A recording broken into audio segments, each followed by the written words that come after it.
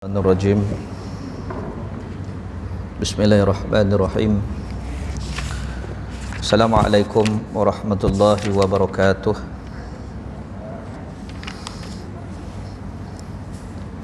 Alhamdulillahillazi nahmaduhu wa nasta'inuhu wa nastahdi wa nastaghfiruh wa na'udzu billahi min syururi anfusina wa min sayyiati a'malina. May yahdihillahu fala mudilla lahu wa may yudlil fala hadiyalah. Asyhadu wa nashhadu an la ilaha illallah wahdahu la syarika lah wa asyhadu anna sayyidana Muhammadan abduhu wa rasuluh.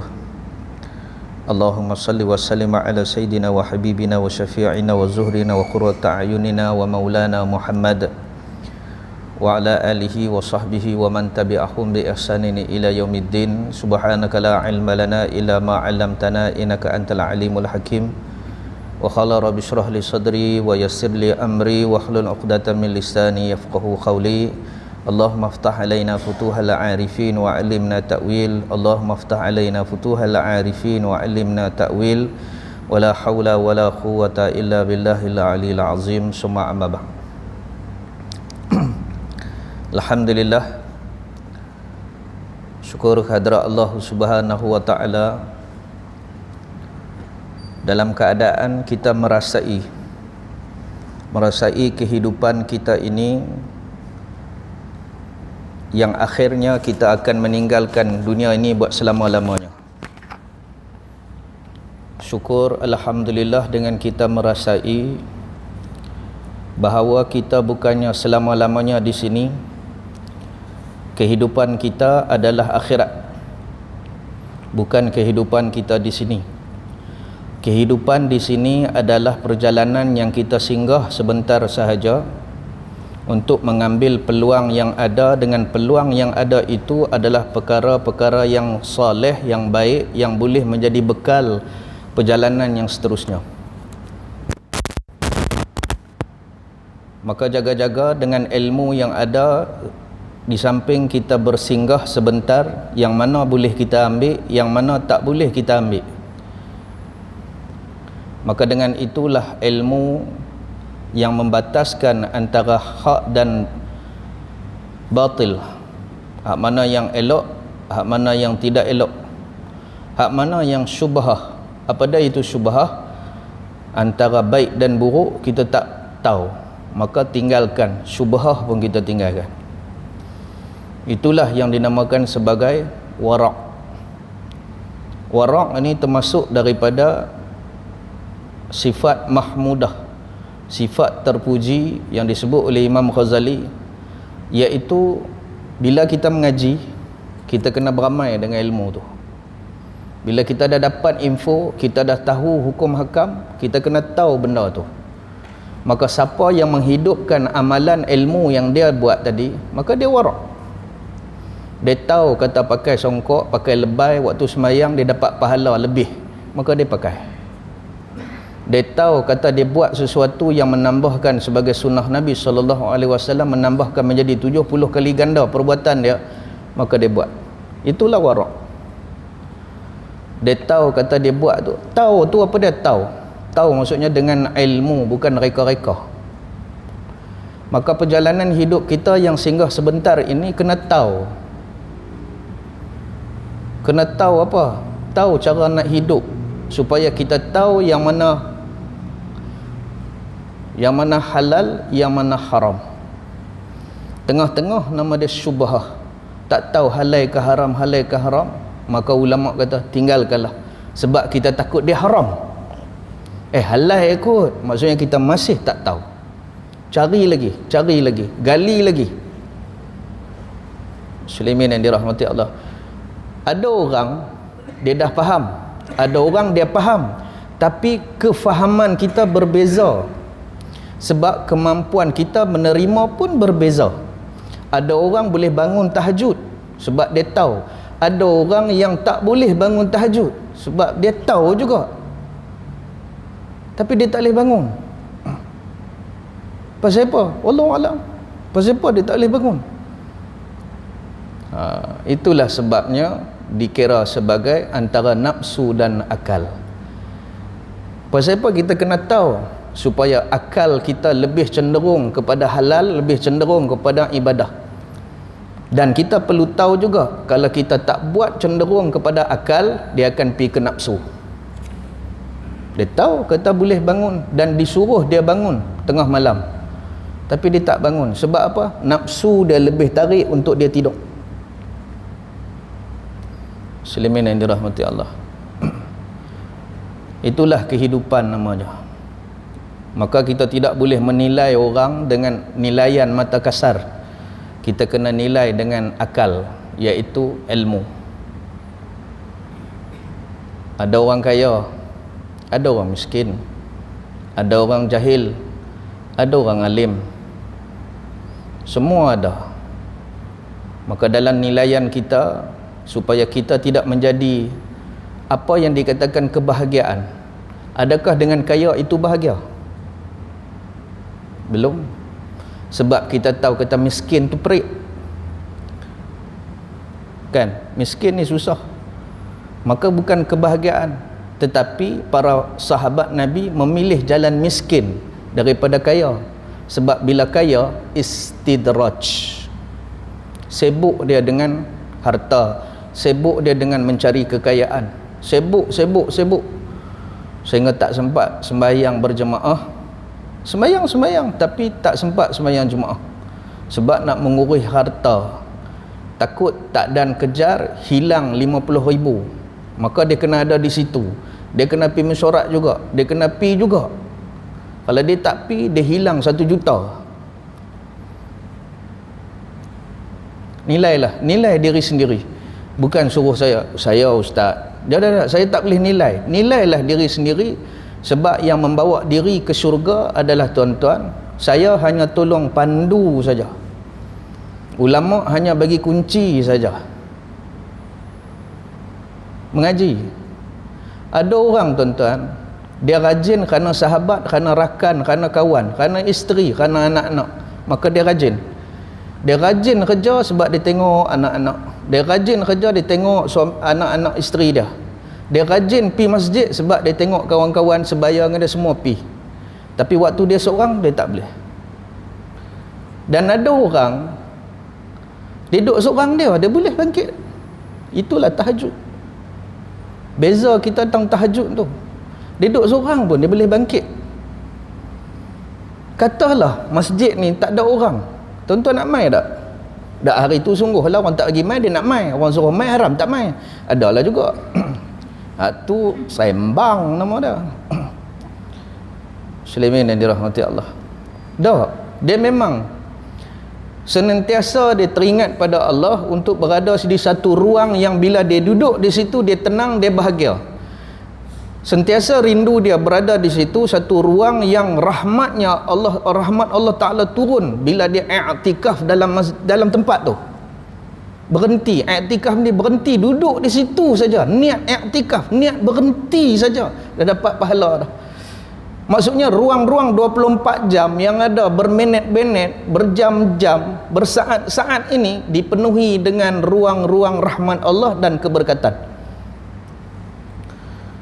Muslimin yang dirahmati Allah, carilah peluang tuan-tuan di antara maghrib ke isyak, ada ruang duduk, tak ada kuliah pun duduk, baca Quran, buat sembahyang sunat awabin. Kalau ada kuliah, alhamdulillah, dengar, ambil, balik habaq ke orang perempuan, balik habaq ke anak-anak. Sebab tu Imam Syafi'i kata, duduk dalam masjid kalau ada kuliah dengan nak sembahyang sunat, mana satu nak buat?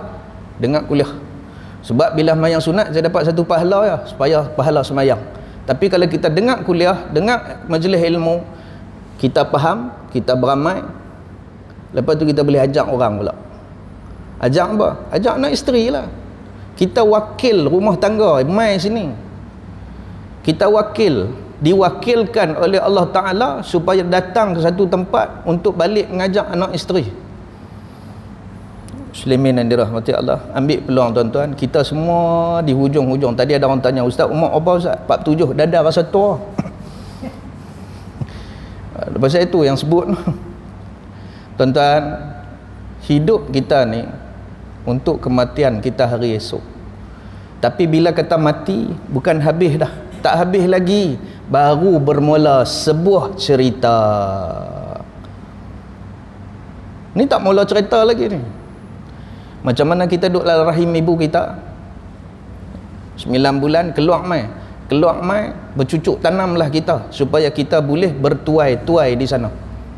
Apa dia tuai? Ambil balik hasil kita di sana. Di sini darul amal, tempat kita beramal. Di sana darul jaza, tempat kita ambil balik usaha kita. Tapi ingat, di sana ada ATM dia.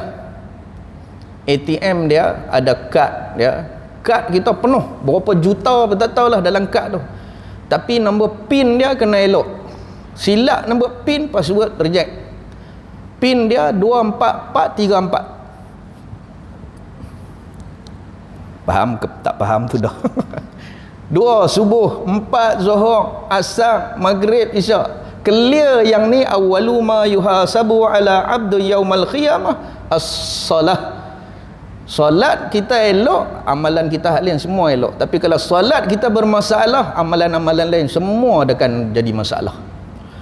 Kata ulama Imam Nawawi, kata dalam Bahrul Mazi jilid yang ketiga, sembayang sunat boleh menampung sembayang fardu. Maka tuan-tuan, lepas mayang fardu tolong buat ba'diyah. Itulah kata tu. Khusyuk kita kurang ketika fardu, bacaan kita kurang ketika fardu, rokok tak apa nak betul ketika fardu, baca tahiyat pun tak ketahuan ketika fardu, maka ditampung dengan sunat kapit ni. Ya, dalam kitab sebut. Elok hak tu, elok dengan apa? Elok dengan ditampung dengan sunat. Maka eloklah amalan lainnya akan mai.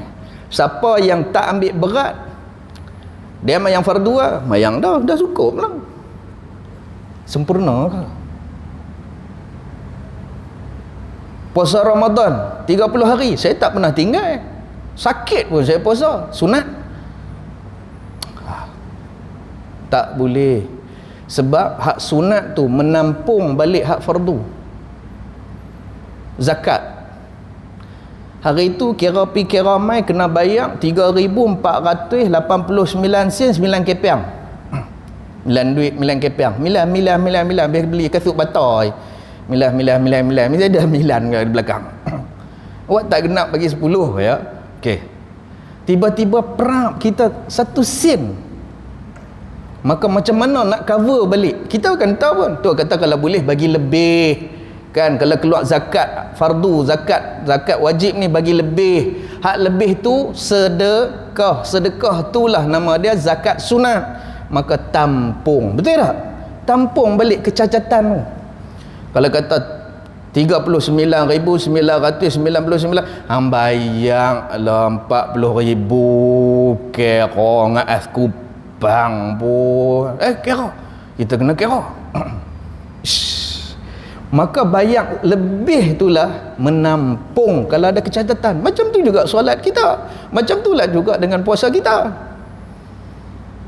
Hari tu betul ke kita puasa lapang dahaga tapi mata liang, sah atas diri kita telah menunaikan kefarduan, tapi ada pahala ke tak ada? Perbincangan tu.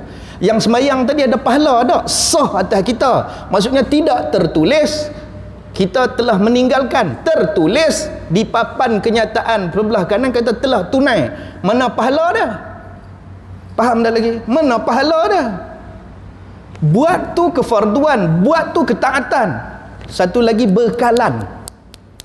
Banyak orang tak tengok pada bekalan. Buat sudahlah.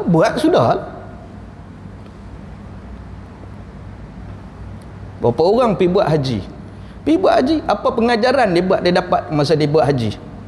Maka umrah tolong tampung, tamattu' tolong tampung balik, ataupun dia pi waktu lain untuk tampung balik, ataupun dia pi awal nanti baru dia pi haji sebab dia nak tengok dulu riki dulu, usha dulu tempat. Macam nak pi mengai pi dulu tengok kan taman mana lubuk, taman mana apa semua. Nanti kita mai tang ni kan. Macam itulah juga nak beramai. Jangan hanya kata melepaskan kefarduan, melepaskan apa ketaatan kita yang Allah Ta'ala taklifkan atas kita, kita dah rasa kita tunai. Dah. Yang pertama sah, iaitu sah ditulis telah tunai, pahalanya mana?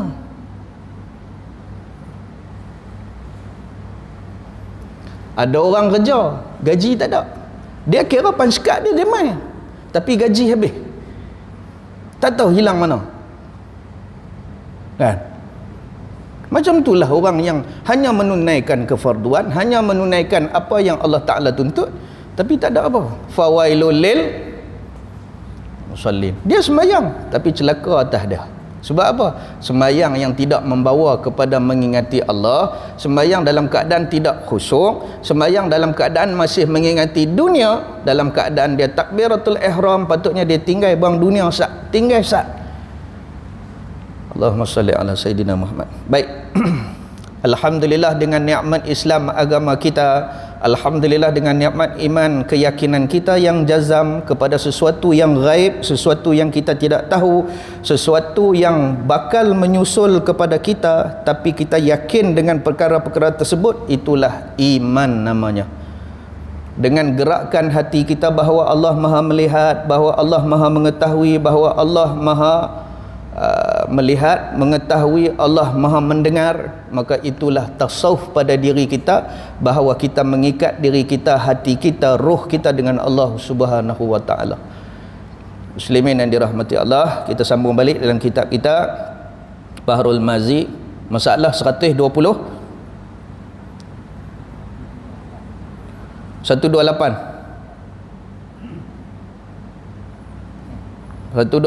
menelan air liur yang lalu di atas barang yang lekat di celah-celah gigi. Saki baki ada dalam mulut, hak bekas dalam mulut tadi kita telan. Ada rasa daging kambing, rasa kambing duk ada lagi. Waktu tu puasa. Dan perbincangan kita bukan puasa Ramadan saja. Perbincangan kita adalah puasa, semua puasa. Jangan kata Masjid Aisyah mengajak apa, Ustaz? Ajak bab puasa. Bukan puasa lagi Ustaz. Orang baru tunggu puasa baru nak kena mengajak puasa. Boleh tahu tu. Mau tunggu nak mati baru nak mengaji bab mandi jenazah. Kan? Mau tunggu nak menikah baru nak pergi kursus. Nah, mengajilah kadang-kadang pun nikahlah juga. Puasa juga. Bab sembahyang ulang pun tak apalah. Ulang itu adalah pahala jihad kita. Sebab apa? Kita akan lupa 3 hari. Ada orang 3 hari pun lupa. Sah tak sah? Tengok. Muslimin yang dirahmati Allah. Ada orang tanya saya baru ni, ada satu jemaah masjid, dia puasa tiap-tiap hari kecuali puasa yang diharamkan puasa saja dia tak puasa. Lepas tu orang kata dia sesat. Dia telefon saya, boleh tak Ustaz macam tu? Boleh apa? Sesat ke apa? Boleh tak puasa macam tu? Saya baik. Boleh saya kata. Abang puasa apa? Saya puasa untuk mak saya puasa untuk ayah saya. Kita dah bincang dah kan? Lepas tu pasal apa orang kata saya sesat? Baik, saya nak tanya. Abang mengaji tahap mana? Saya mengaji macam-macam tu saja. Orang hak kata abang tu mengaji tahap mana? Dia kata hak mana Nabi buat, hak tu lah kita buat. Aku tahu dah siapa dia. Okey, tak payah abang lah kan. Okey, baik. So, persoalan tersebut saya tanya dekat abi saya tanya dekat syekh saya, boleh tak? Boleh, dia kata. Dah hang boleh puasa? Puasa je lah. Sebab orang yang puasa itu adalah perisai bagi diri dia untuk melakukan kemaksiatan. Hari-hari yang haram jangan puasa lah. Itu je, tak ada apa pun Nabi tak buat. Nabi tak buat sebab kalau dia buat jadi fardu balik atas kita. Muslimin yang dirahmati Allah. Baik. Wa qala musannif rahimahullahu ta'ala anhu, kata pengarang kitab ini Syekh Idris Al-Marbawi, ambil daripada kitab hadis Mukhtasar Sahih Tirmizi atau Sunan Tirmizi, kitab syarah dalam bahasa Arab Tuhfatul Ahwazi, ada dibacakan oleh abi kami Sunan Tirmizi. Kami mengaji Sunan Tirmizi. Moga-moga Allah mengampuni dosa Syekh Idris Al-Marbawi ini. Moga-moga Allah mengampuni dosa kedua ibu bapanya. Moga-moga Allah mengampuni dosa guru-gurunya. Moga-moga Allah mengampuni dosa muslimin muslimat umumnya. Moga-moga Allah meluaskan kubur mereka, dirahmati akan roh mereka. Amin ya rabbal alamin. Tafa'wihi fid darain. Baik, masalah menelan air liur yang lalu di atas barang yang lekat di celah gigi, apa hukum? Tiba-tiba ditelan akan dia oleh orang yang puasa dengan tiada khosatnya, tiada terniat dalam hati dia untuk menelan ambil zat sedap tu tadi. Tu maksud dia. Khosat apa dia? Lintasan hati, keinginan hati yang lalu dalam hati benda tu. Maka menakalkan seorang ulama, nakal ni bawa mai hukum, bawa mai cerita tu oleh Al-Mazni, seorang ulama, akan tiada batal puasanya. Sebab dia bukan niat nak telan. Dia niat telan tapi bukan nak ambil zat kesedapan rasa benda. Dan menakalkan Ar-Rabi', Rabi' kata apa? Imam Ar-Rabi' kata batal sebab dia rasa sedap. Ini niat qasad. Maka berkata satu jamaah daripada ashab kita, kata satu kelompok daripada mazhab ulama mazhab Syafi'i, bukan Imam Syafi'i, ulama yang bermazhab Syafi'i, dipanggil ashab min ashabi Syafi'iyah, pada batalnya dengan sebab yang demikian itu dua qaul, kerana beramal dengan dua nas, ada dua nas, dan bermula yang sahih yang mengatakan dia oleh kebanyakan ulama bahwasanya ia atas dua hal, dua keadaan. Tengok balik, kalau hal keadaan dua ni kena, maka dua satu jawapan akan dapat. Maka sekira-kiranya katanya tiada batal, mengkehendaki ia akan apabila tiada kuasa atas membezakannya dan membuangnya. Tak boleh buang tek gigi tu, lekat teruk, jolok takut muntah, lagi batal kot lem pula, tak boleh buang. Lepas tu tak boleh beza antara zat ayak liuk dengan zat rasa benda tu tadi. Contohlah kan, kita malam makan oren sangkis, ayak teh, ayak-ayak ayam lekat, kopi kan, kumuk pun ada rasa lagi, tiba-tiba azan subuh kena puasa lah, telan-telan tu rasa macam ayak teh lagi, sudah ada lagi zat tu bercampur dengan ayak liuk kita. Tidak boleh membezakan, tu maksud dia, tidak boleh membezakan antara ayak teh tu ke atau ayak liuk, sebab dia dah bercampur, tidak batal. Sebab kita bukan niat nak telan ayak teh. Tapi kalau waktu tengah hari lapang dah kan, kumuk-kumuk pun, kumuk ayak mandi keruh pun, rasa macam ayak teh. Tu lain dengan duk telan pula. Benda lapang. Muslimin dirahmati Allah, tiada batal dengan sekira-kiranya katanya batal itu, yang kata batal itu mengkehendaki akan apabila kuasa membuangnya. Kalau kuasa buang dulu, kumuk dulu, kecuk kecang ni tak kumuk bagi keluar dulu, ataupun korek, ataupun floss, ataupun buang gigi tak gigi palsu, tu cerita dah. okey. Apabila kuasa membuang tiba-tiba tiada diperbuatnya, boleh buang, boleh kumuk, boleh congkeh, boleh buang, tapi dia tak buat, dan ditelannya air liur yang lalu atasnya batal. Faham lagi? Minum ayak kumuk tak lagi sebelum tutup tadi? Tak. Pasal apa? Duk rasa lagi, pi kumuk sampai petang kerja duk kumuk. Cukup dah lah kot, takkan tak terkeluar kot. Telan apa ni? Telan dekat seruntun ke mak kot? Tak dekat seruntun, tidak lihat 3 hari tak hilang paik tu, meleleh lihat telan tak boleh ambil. Muslimin rahmati Allah. Dan telah memutus Syekh Abu Hamid akan tiada batal puasa. Ini banyak-banyak pendapat ulama. So kalau tuan-tuan pegang kata tak batal, ambil dalil pegang. Kalau orang tu kata batal, ra'i pendapat dia. Pasal apa? Bila kita pegang dengan keyakinan, maka kita dapat 2 pahala. Kalau kita betul, kalau kita salah, tetap ada pahala. Jangan beramai ikut dan tanpa ada dalil, tanpa ada nas, beramai ikut dan, tak boleh.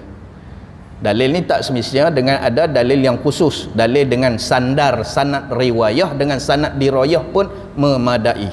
Kita berapa hadis kita hafal? Kita Al-Quran ada 13 juzuk, Fatihah pun kan. Maka sandarlah keyakinan kita kepada guru kita. Candak ke dia lah. Basikal kita tak ada tongkat, harga 5,000. Sandar merata. Betul tak?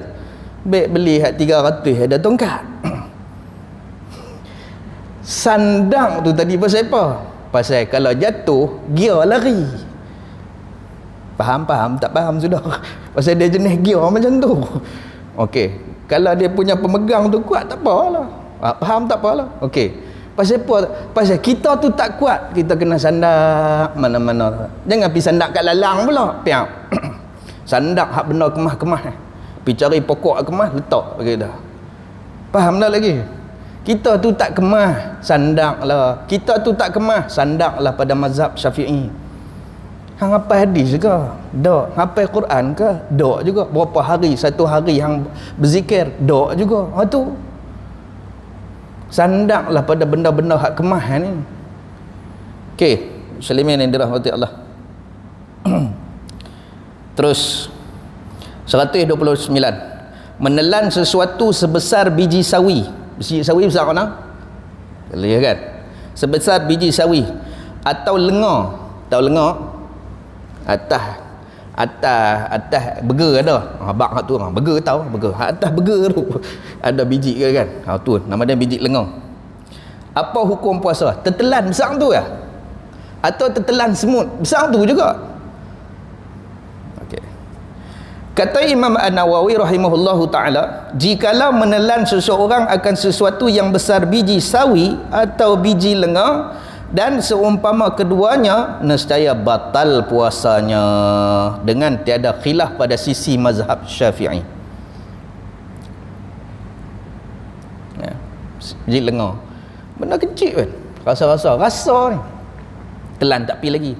Pasal tak korek bagi budak dok telan juga batal. Okey, saya bincang balik. Bila dah kata batal, boleh makan terus ke?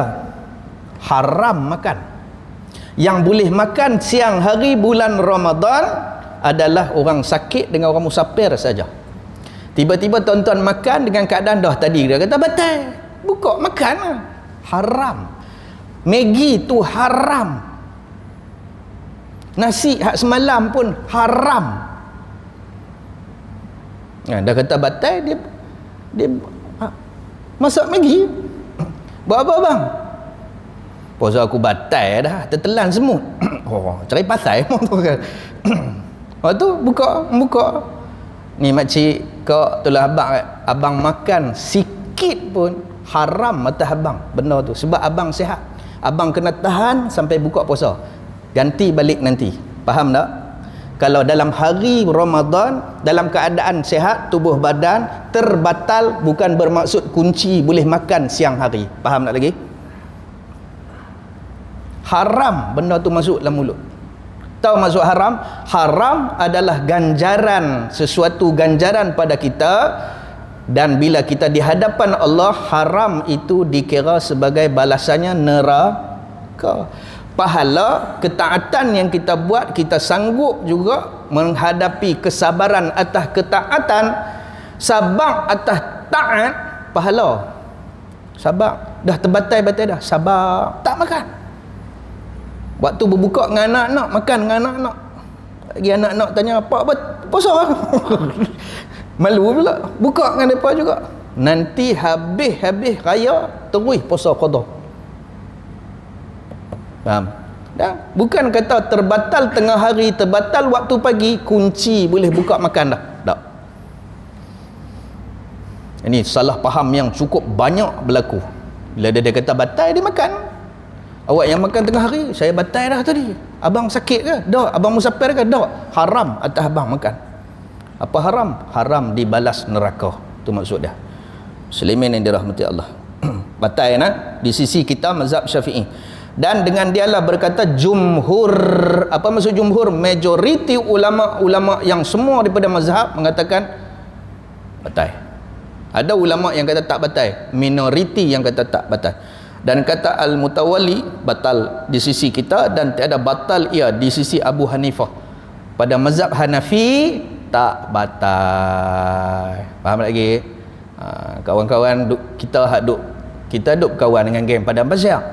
Kita duk kawan dengan geng masjid tu lah, Allah kan. Kita duk kawan dengan mereka. Tiba-tiba dia kata tak batal, terus duk berkelahi. Mereka Hanafi. Sekian, terima kasih.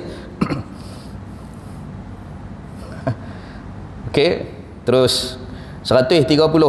Menelan air liur tidakkah batal puasa? Wah, layak liur tak boleh ni tuan-tuan, jangan dapat main.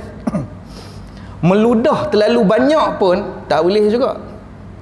Ustaz ludah. Kan kita dulu mula belajar puasa darjah 1, rasa sikit ludah, rasa sikit lah ludah, sampai kering rengkong-rengkong. Sungguh dulu takut, sungguh batal. Sallallahu alaihi sayyidina Muhammad. Kata Imam An-Nawawi, hukum telan ayat liur dalam syarah Muhazzab, menelan air liur itu tiada membatalkan puasa dengan ijma'. Semua sepakat kata telan ayat liur tak batal. Tu saya tak tanya kentut lagi tu, kentut batal ke dah? Ada kata batal, jenuh tahan sampai buka puasa. Hijau muka-muka, dia terlupa nak beza batal puasa dengan batal sembahyang. Aduh, ya ada. Tahanlah kentut tu. Nasib baik tak kena ubi malam. Mau kena ubi jenuh kentut lah. Tak batal pun. Yang batal tu ada satu pendapat, jangan kentut dalam ayam. Berendam tu makruh. Sebab apa? Sebab mengambil kelazatan. Puasa tak boleh ambil lazat nah. Karek lama sampai rasa seronok, habis dah pahala. Tapi puasa dapatlah, ditulis anda telah berpuasa, tapi pahala tak ada sebab sedang merasai kelazatan. Puasa ni kena tinggal kelazatan dunia. Rendam layak, dia dengan rebau sama. Rendam awal panas, lepas tu dia marah kentut. Bila kita kentut, terbuka lubang dubur. Apa dia yang kita apa dia? Ayam. Tu yang kata jangan duk berenang. Muslimin yang dirahmati Allah, takut benda tu. Yang pertama, berlazat-lazat tentang sesuatu kelazatan. Ramadan ni bulan ujian, bulan madrasah Ramadan, bulan kita tahan segala berkait dengan perkara-perkara dunia. Kalau boleh benda hak yang lazat, sampai nak berdekat dengan isteri pun makruh. Duk lawan urut pi urut mai, sekali lagi 60 hari kot orang ada rekat. Dengan dia buat main iblis waktu tu, dia nak kacau pun. Yang hari tu dulu belum dia heran, dia tengok bini dia macam tu kat 5 mai bulan puasa, dia tengok segak macam era padira. Ai awak tu kacau. Tu semua nak 60 hari tu.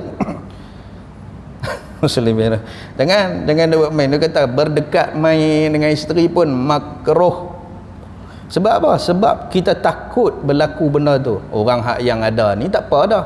Kita ni, kita tuan-tuan tak tahu lah, kita terus duk pi lah pasal Ramadan tu. Duk pi pasal Ramadan semua bukan pakai lebay saja, hak string saja tu kan. Kita pun lalu nak mentabak, tata dia lalu kena Bukit Tekuh tengah belakang. Perang separuh pahala dah. Tu kata jangan duk pi. Tapi hak tu nak pi ingat.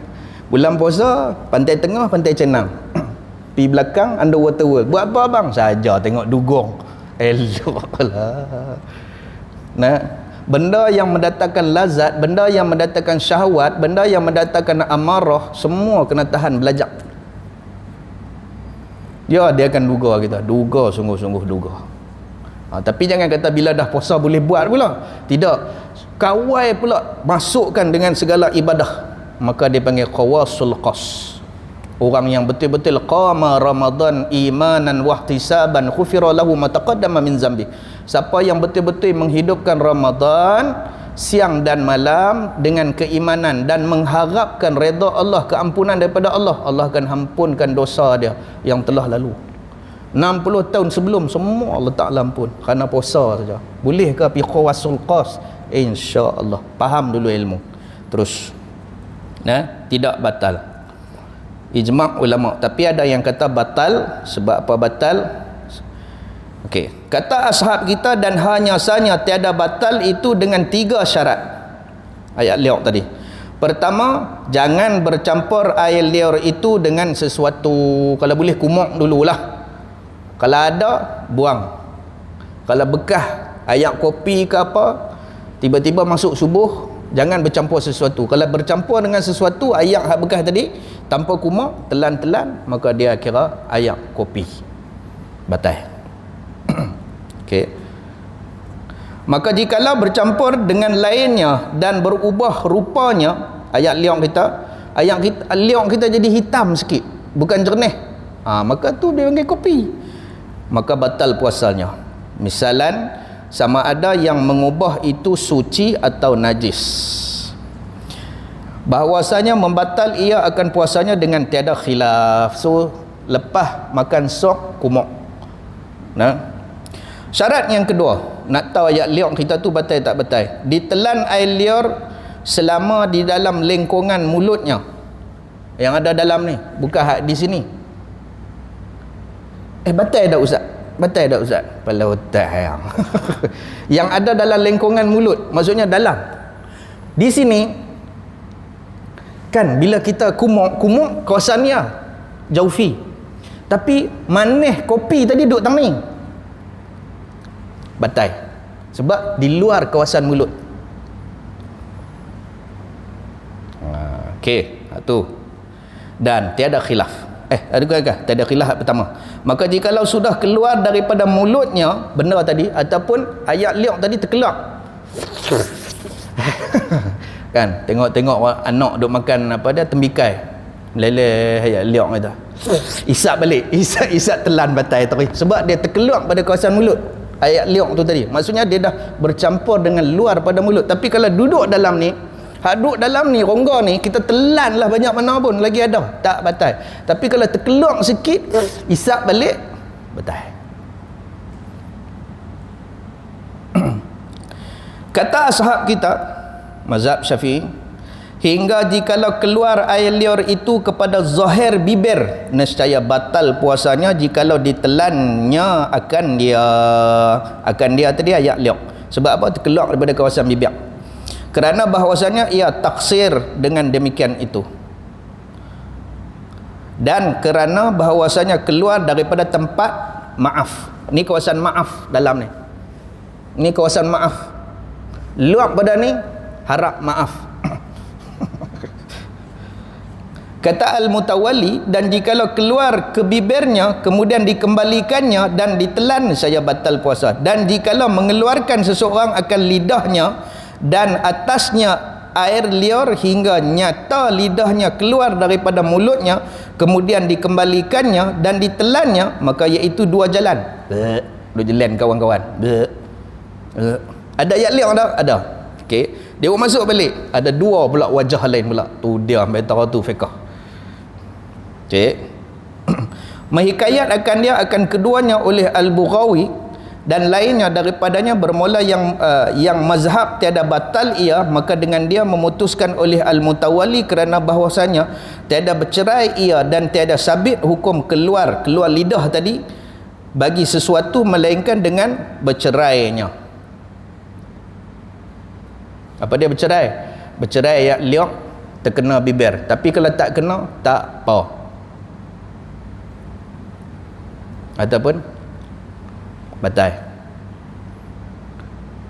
Tu bulan puasa tak payah keluar lidah. Duk keluar lidah buat apa bulan puasa?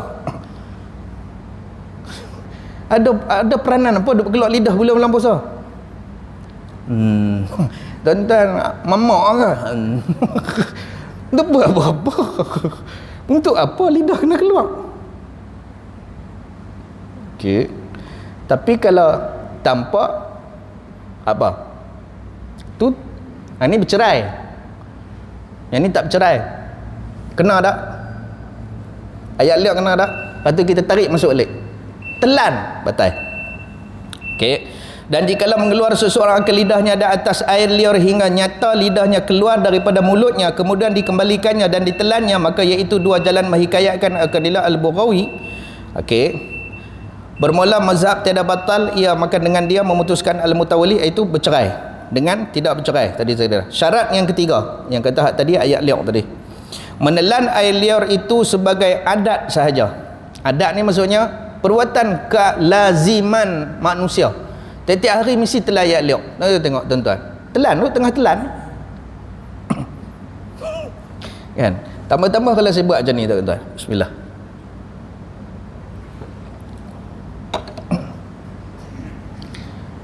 Adat manusia tu dia mesti akan selalu telan untuk membasahkan tekaknya. Okey. Maka jikalau menghimpunkan ia akan dia dengan qasad, kemudian menelan ia akan dia, maka adakah batal puasa padanya dua wajah. Kalau dia dihimpun ayat liur, dia tak telan, asak sekali lagi baru dia telan. Ada manusia tu, dia tunggu, dia bersembang dengan orang pun dia tak telan. Dah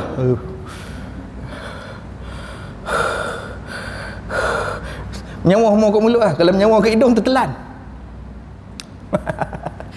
Ada juga agak. Okey, baik. Adakah batal puasanya? Dia kumpul ayat liur tu. Ada dua wajah pula. Yang lebih asah, yang lebih kuat untuk diguna pakai sebagai hukum, daripada keduanya tiada batal. Dia himpun ayat liur baru ditelan. Yang pertama kata tak batal. Dan jikalau menghimpun ia akan ayat liur itu akan liurnya yang banyak dengan tiada qasad, tanpa ada niat, maka menelan ia akan dia, nescaya tiada batal puasanya dengan dia tiada khilaf. Dia nak himpun ayat liur punya bahasa gede. Dan dia kerja tiduknya. Tu buat ayat liur orang panggil tu. Ayat liur basi. Okey, nanti kita masuk dalam bab menyatakan hadis menyebutkan berbuka puasa dengan sengaja. Memang dia nak buka pun, memang dia nak buka. Apa hukum dia? Sebelum masuk maghrib, sebelum terbenam matahari, memang dia niat nak buka. Apa hukum dia? Okey, yang tadilah mungkin dah tadi pasal terbatai, yang ni tak, memang dia niat nak buka. Dulu kecil-kecil kan, darjah 1 belajar mah. Main-main tengah hari tak boleh pergi dah. Allah malakasum tu wabika. Tak apalah, budak-budak separuh pun tak apa, separuh hari. Tak tahulah. Kan kita duk ajak budak-budak puasa separuh. Mula belajar takat pukul 12, lepas tu pergi pukul 1. Raya baru nak boleh sampai pukul 7. Tak apalah, bukannya hukum pun. Tuan-tuan tahu tak? Anak Arab silap balik pun tak boleh puasa lagi. Arab besar duk tobur dengan kami patok pulang puasa seokok budak kuliah Azhar ni nyalolak tak lolak yang minum harga sa'ah 100, bukan 100 Coca-Cola, dia panggil harga sa'ah depan kami. Nanti saya tanya kita puasa haram, tanya aku puasa, aku tak puasa lah, dia kata. Wah, aku tak boleh puasa, dia kata. Kami besar ni puasa dah. Azim, dia kata. Hebat nampak. Pasal apa? Pasal kita dah diajak. Orang tua kita bab puasa TikTok, mayang kongkang. 5 tahun ajak dah puasa. Mayang. Arab terkejut. Walaupun depa musim sejuk ni tuan-tuan, pukul 3.30 buka dah puasa. Balik kuliah pukul 3.30, ke 4 duduk dalam bah, azan maghrib, plup, masuk jari. Niat berbuka tu dengan secara sengaja. Sebab dah memang boleh buka, plup. Sampai rumah baru kisah masak apa semua. Sebab musim sejuk, malam panjang. Start pukul 4 sampai pukul 7 esok. Bayangkan waktu malam, melengung tak boleh tidur. Lagi tak tunggu ke 8, ke 8 tak boleh tidur lagi. Ke 12 nak tunggu ke 7. Lamanya marah hidup aku malam. Waktu kata musim sejuk di sana. Okey, anak Arab tak boleh puasa. Kadang-kadang sampai umur 40 tak boleh puasa lagi. Puasa ni bagi mereka seksa. Kita pasti dah diajak adat kita. Teradat, cubalah ni kita ajak adatkan anak kita sembahyang, adatkan anak kita. Walaupun dalam keadaan teradat, lama-lama dia jadi, yalah kalau teradat pun tak boleh juga, sampai umur 80 teradat pun tak jadi juga, sebab dia kena waras. Bagi dia tak boleh, kalau tak sembahyang dia tak boleh. Macam makan nasi, mau kalau tak kena nasi dia rasa macam ada demam, kena dah chicken chop, tak boleh, dia kena cari nasi juga. Sebab teradat atas kita kena makan nasi. Macam tu juga sembahyang, bagi dia lekar, sembahyang Jumaat bagi dia lekar. Dia tak boleh macam mana pun, dia nak start juga motor, dia nak berjalan kaki juga pergi masjid.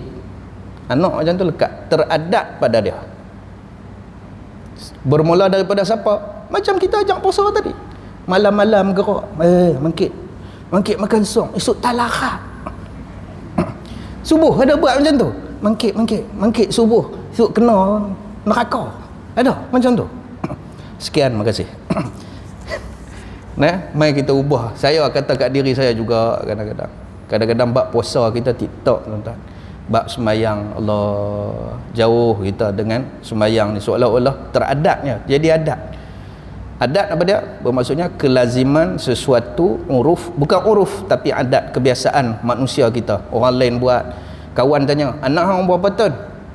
5. Anak 4 tahun. Anak aku 4 tahun, puasa habis. Bangga. Anak kita bolehlah 3 hari, rasa macam drop. Tapi anak kita mayang tak tinggal, rasa pun tak drop pula. Kadang-kadang sembang malam raya, hari raya pergi beli baju. Beli baju zakat, puasa banyak kot. Puasa juga dia tanya. Tang puasa tu orang mesti tanya. Sebab apa? Itulah teradat. Cuba kita ubah tang semayang pula. Okey, takat tu saja tuan-tuan. Minta maaf kalau ada terkasar bahasa, terlajak cara yang baik dari Allah Subhanahu Wa Taala. Segala keburukan tu daripada diri saya sendiri. Aqulu qawli hadza wa astaghfirullah li wa lakum wa lisairil muslimina wal muslimat. Bismillahirrahmanirrahim. Allahumma faqihna fid din wa 'allimna ta'wil ila siratikal mustaqim. Allahumma ja'alna minan najihin wal faizin fid dunya wal akhirah. Allahumma rzuqna mutaba'ata Rasulillah sallallahu alaihi wasallam wa sallallahu ala sayidina Muhammad wa ala alihi washabihi ajma'in. Walhamdulillahirabbil alamin. Wassalamualaikum warahmatullahi wabarakatuh. Wallahu a'lam.